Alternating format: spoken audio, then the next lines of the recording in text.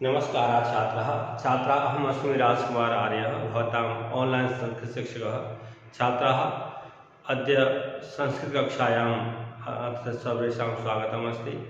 छात्राः वयम् अद्य कुर्मः प्रश्नं पञ्चकम् आरभ्य षष्ठं सप्तमं च। तो पञ्चमः प्रश्नः अस्ति अधोलिखितपदानां लिङ्गं विभक्तिं वचनं च लिखत। बच्चों आज हम जो है यहाँ पाठ 10 के प्रश्न 5, 6 और 7 को करेंगे। इससे पहले वाली वीडियो में मैंने आपके साथ शेयर किया था प्रश्न 1, 2, 3 और 4।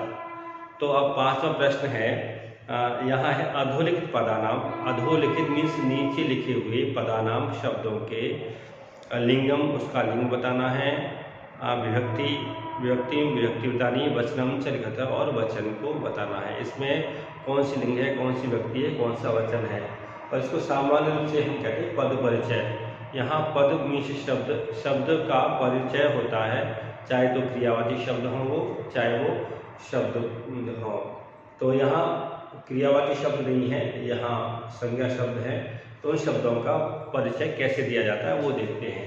यहाँ देखते हैं हम पहला शब्द है, यहाँ अगर हम देखें तो लिखेंगे हम पदानी। पदानी मीन्स शब्द। फिर क्या है यहाँ लिखेंगे लिंगम, अतः किस लिंग का शब्द है ये लिखना है। उसके बाद फिर लिखेंगे हम क्या, विभक्ति। फिर लिखेंगे कौन सी विभक्ति है इसमें, इससे हमें पता लग जाएगा। उसके बाद हम लिखेंगे यहाँ वचनम, कौन सा वचन है, इससे हमें पता लग जाएगा कि कौन से वचन का है।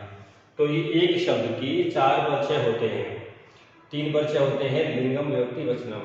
तो तीनों परिचयों को हमें बताना है। पहला क्या है, पहला जो शब्द है वो यहाँ बंधु, यहाँ है बंधु। तो हम इसको अब हमें बताना है कि बंधु जो शब्द है वो स्त्रीलिंग का है, पुल्लिंग का है, नपुंसकलिंग का है।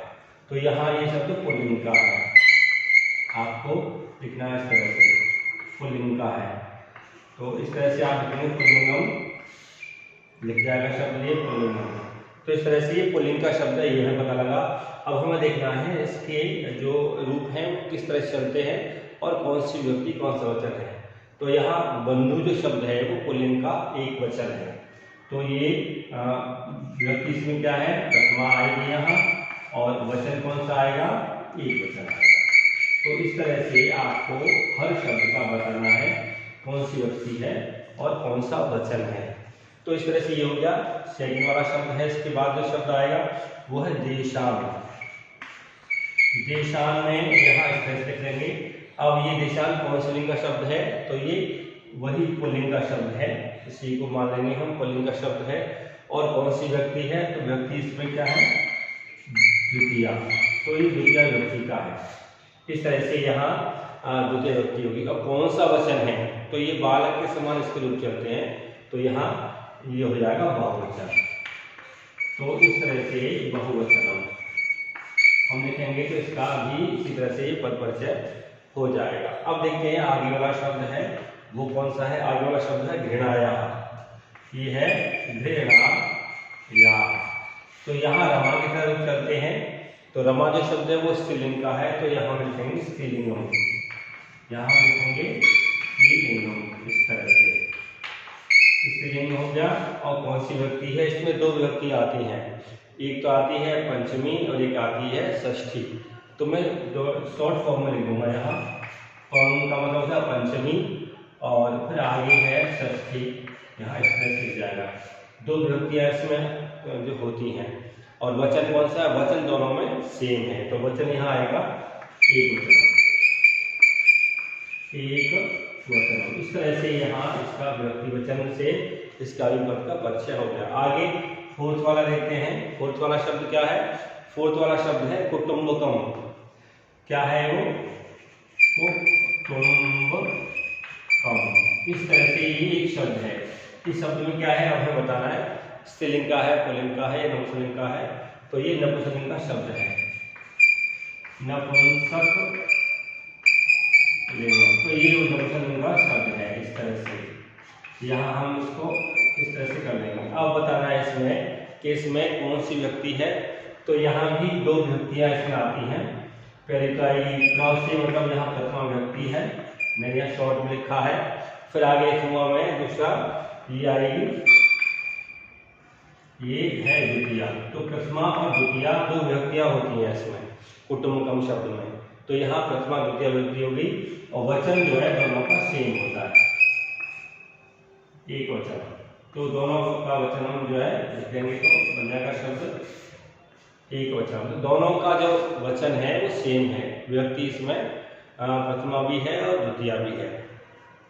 आगे वाला शब्द है यहाँ 5वां लिख देते हैं, रक्षायाम। रक्षायाम, रक्षायाम में क्या है, ये यहाँ रक्षा शब्द है तो सप्तमी विभक्ति में यहाँ बनाएंगे तो ये स्त्रीलिंग का शब्द है, ऐसे लिखेंगे स्त्रीलिंगम। यहाँ इस तरह से ये लिख जाएगा स्त्रीलिंगम। और फिर इसमें बताना है आपको कौन सी विभक्ति है, तो ये सप्तमी विभक्ति है, सप्तमी विभक्ति है। इसमें वचन कौन सा है, तो इसमें जो वचन है वो है एक वचन। तो यहाँ फिर से हम एक को एक वचन लिखेंगे, एक वचन, इस तरह से ही हो जाएगा। आगे वाला जो शब्द है, आगे वाले शब्द को हम देखें, जो लास्ट बचा हुआ है वो है यहाँ ज्ञान विज्ञान योग। ज्ञान विज्ञान योग, इस तरह से ये शब्द बन जाएगा, ज्ञान विज्ञान योग। अब इसमें स्त्रीलिंग का शब्द है ये, तो नपुंसकलिंग का शब्द है। नपुंसकलिंग को शॉर्ट में लिखें तो इस तरह से लिखा जाता है नपुं, इस तरह से। तो ये नपुं का होता है नपुंसक लिंगम। तो ये नपुंसकलिंग का शब्द है। और आगे और कौन सी व्यक्ति है, तो यहाँ ये पहला जो मैंने लिखा है ये इसका मतलब होता है षष्ठी, और ऑब्लिक करके सप्तमी में भी आता है ये, तो ये सप्तमी में यहाँ पूरी लिखूंगा मैं। तो इस तरह से षष्ठी और सप्तमी दोनों में इसको माना जाता है। और आगे वाला जो शब्द है यहाँ अब आगे लिखना है वचन कौन सा है, तो द्विवचन, द्विवचन। तो ये द्विवचन में ये आता है। तो इस तरह से आपका ये प्रश्न है आपका 5th वाला, इसके 6 पार्ट हैं, 6 पार्ट में यहाँ कंप्लीट हो जाते हैं।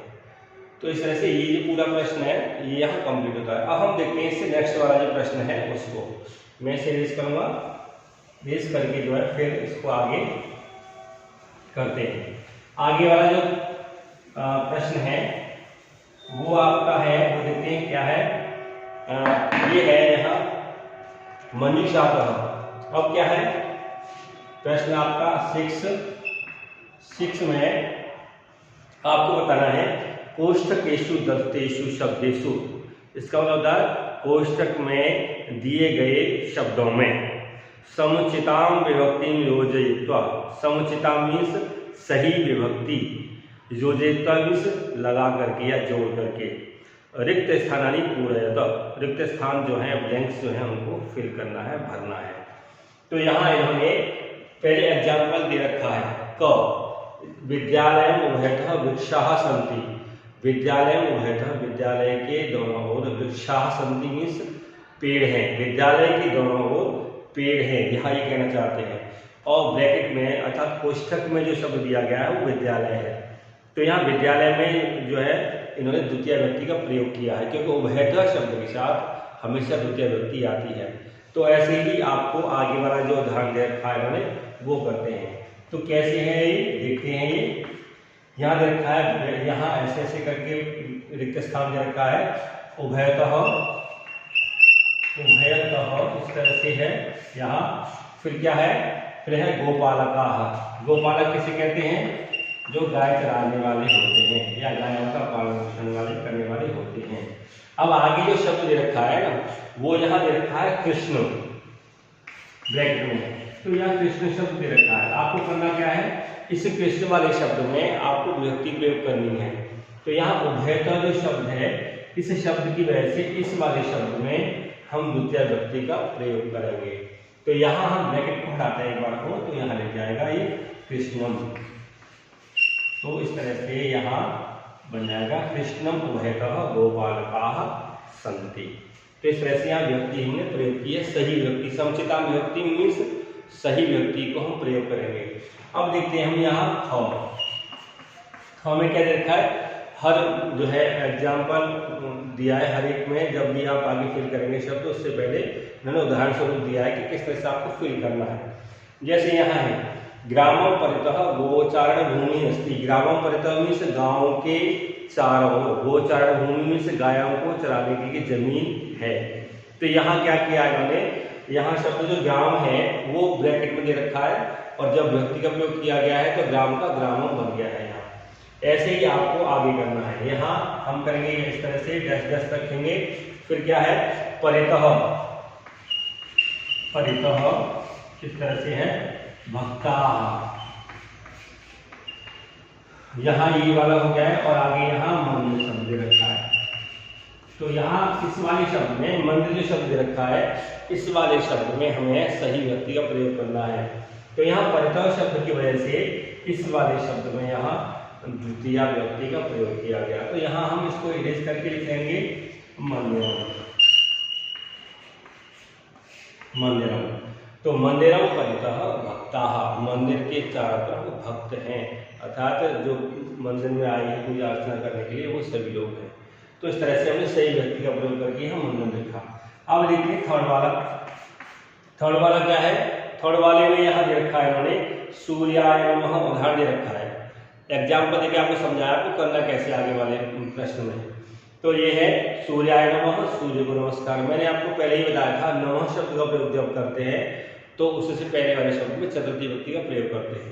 तो यहाँ आप जैसे जैसे लगाएंगे पहले, फिर क्या दे रखा है, यहाँ दे रखा है नमः, फिर दे रखा है नमः। तो यहाँ जो शब्द है वो दे रखा है गुरु, तो गुरु शब्द दे रखा है। तो इस वाले गुरु वाले शब्द में हमें आपको इसमें लगाना चतुर्थी व्यक्ति का प्रयोग करना है। तो चतुर्थी व्यक्ति का प्रयोग करेंगे तो यहाँ हमें सीरीज करके गुरु गुरु चला करके चतुर्थी व्यक्ति में जो बनता है वो बनता है गुरवे, गुरवे। तो इस तरह से यहाँ ये वाला जो क्वेश्चन है ना वो भी चतुर्थी व्यक्ति लगा करके कंप्लीट हो जाता है। उसके बाद एक और है, ये है यहाँ वृक्षस्य उपरि खगाः। तो वृक्षस्य उपरि खगाः, तो यहाँ वृक्ष ब्रैकेट दे रखा है तो उसमें वृक्षस्य प्रयोग किया है। तो यहाँ हम करते हैं फोर्थ वाले को। ये क्या है, यहाँ ये जस्ट करेंगे यहाँ ऊपरी, ऊपरी। यहाँ अब क्या है आगे सैनिकः, सैनिकः दे रखा है, सैनिकः, इस तरह से ये है। और आगे जो ब्रैकेट में जो शब्द दे रखा है वो है अश्व, तो यहाँ अश्व दे रखा है। तो अश्व वाले शब्द में हमें षष्ठी व्यक्ति का प्रयोग करके वाक्य बनाना है, क्योंकि ये शब्द ऊपर ही जो प्रयोग करते हैं हम उससे पहले शब्द जो होता है उसमें हमेशा षष्ठी व्यक्ति का प्रयोग करते हैं। तो यहाँ हम जो है लिखेंगे अश्वस्य, इस तरह से। यहाँ ये हर एक में जो हमने विभक्ति प्रयोग की है, 4 वाक्य हैं, चारों में हमने विभक्ति प्रयोग की है। और हमेशा ध्यान रखो जो लेंथ है उससे पहले शब्द है उसकी वजह से जो विभक्ति आती है वही विभक्ति लगा करके आपको इन वाक्यों का निर्माण करना है। तो इस तरह से आपका ये वाला जो क्वेश्चन है, क्वेश्चन नंबर 6, वो भी कंप्लीट होता है। आगे देखते हैं आगे वाला जो क्वेश्चन है आपका वो किस तरह से होगा। आगे वाला क्वेश्चन आपका 7th है। 7th क्वेश्चन को देखते हैं। 7th वाले क्वेश्चन में क्या रखा है कि ओष्ठकार समुचितम पदम, ओष्ठकार ब्रैकेट से समुचितम पदम सही शब्द चित्वा चुन करके रिक्त स्थानानि पूर्यतः, रिक्त स्थानों की पूर्ति करो। ब्रैकेट में ऑप्शंस दे रखे हैं 1 और 2, तो यहाँ दोनों में से जो सही ऑप्शन है वो चूज करेंगे।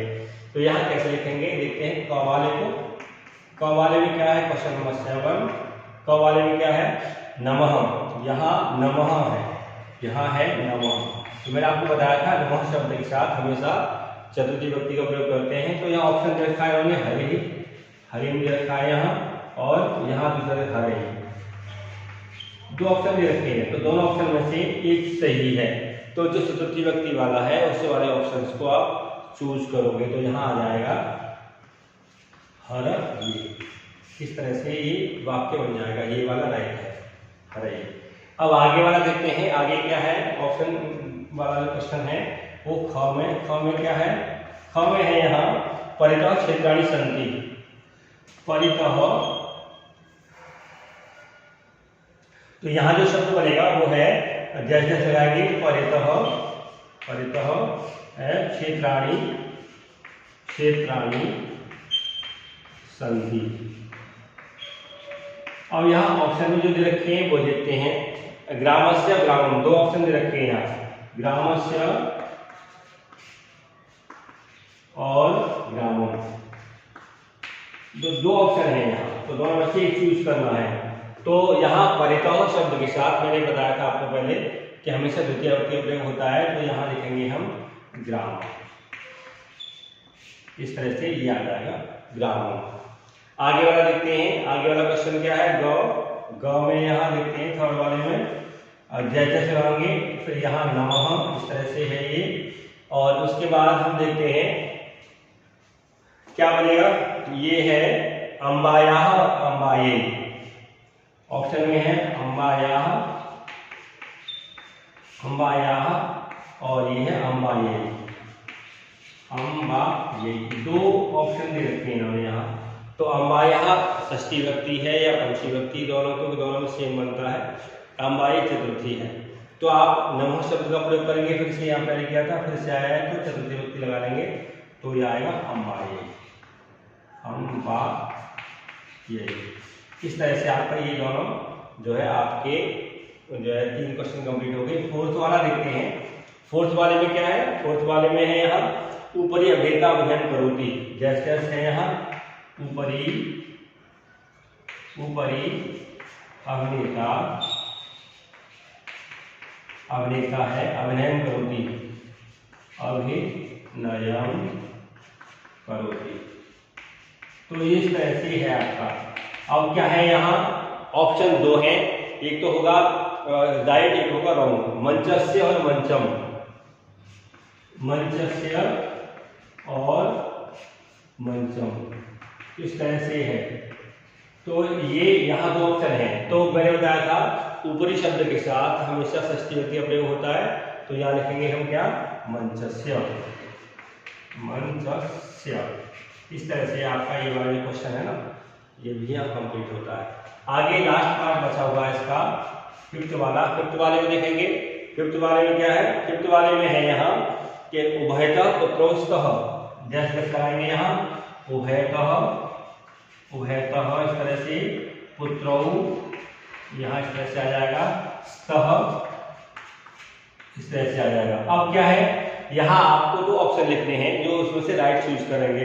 तो ये है, पहला है पितरम और दूसरा है पितुः। तो इस तरह से 2 ऑप्शन है। तो अब क्या है, उभयता शब्द के साथ द्वितीय विभक्ति का प्रयोग होता है, तो ये तो है पंचमी और षष्ठी कह सकते हैं, ये है द्वितीय, तो यहाँ हम करेंगे द्वितीय का प्रयोग, तो आ जाएगा पितरम। तो इस तरह से ये वाला और ये वाला और ये ऑप्शन जो है राइट है। और यहाँ भी हम देखें तो यहाँ ग्रामम आएगा, यहाँ हरे में लगा दिया था, फिर अम्बाये आएगा, फिर मंचस्य आएगा, और इसमें लास्ट पितरम है। ये वाले जो ऑप्शंस है ना, ये राइट ऑप्शंस हैं। तो इस तरह से आपका जो 10th चैप्टर की एक्सरसाइज लास्ट वाली है, वो भी अभ्यास जो कार्य है वो भी आपका कंप्लीट होता है। तो बच्चों इस तरह से आपका जो 10th वाला चैप्टर है, 10वां पाठ है, 10वां जो पाठ है विश्व बंधुत्व जो है वो यहाँ हम कंप्लीट करते हैं। तो यहाँ आपको हमने इसका जो व्याख्या करके इसका हिंदी में अर्थ बता दिया, एक्सप्लेन कर दिया। उसके बाद शब्दार्थ हैं वो भी आपको बता दिए हैं, और जो एक्सरसाइज हैं, जो अभ्यास कार्य है, वो भी हमने आपको इस पाठ का करा दिया है। तो बच्चों इसी के साथ हम इस वीडियो को यहीं समाप्त करते हैं। धन्यवाद।